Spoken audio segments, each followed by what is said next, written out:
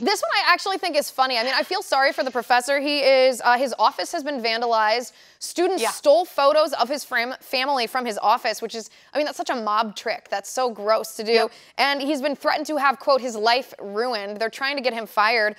Aside from those things, I almost think this is funny just because it's so transparent what these leftist students think. They actually don't think that conservatives should be allowed to operate in the public sphere and exercise their right to free speech if a conservative disagrees with a liberal.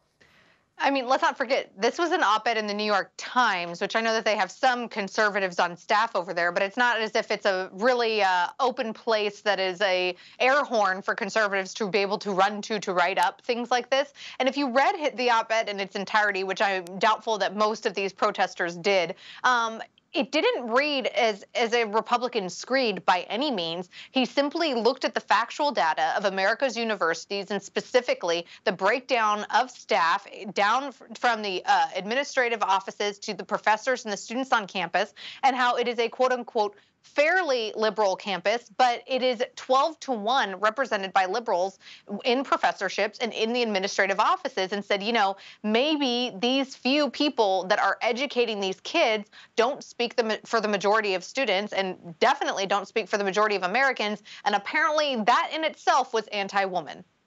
Right, and well, that's the funniest part of these kids at this school. They're claiming, what is it? They're claiming that he has exercised anti-blackness, anti-woman sentiments, and he's being anti-LGBTQ. All he said, in essence, I mean, if you could just summarize the article in one sentence, he said, if the university is going to pay for events that promote liberal orthodoxy, you should at least provide students an opportunity to be exposed to some conservative orthodoxy too. He wasn't even trying to shut down the liberal stuff. He was just saying, well, shouldn't we provide students, you know, opinions from both sides of the aisle so they can educate themselves? And for that, apparently, he's anti-woman, anti-black, anti-gay.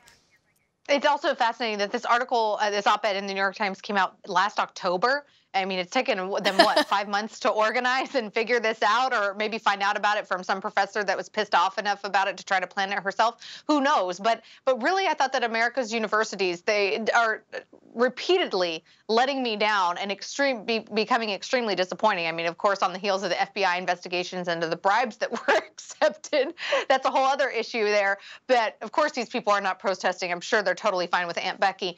But the fact that they are not okay with both sides being heard, it can only be their side, even if their side isn't a representation of the student body in and of itself. But they probably don't even want to recognize that there are conservatives in their midst. They just get freaked out by that.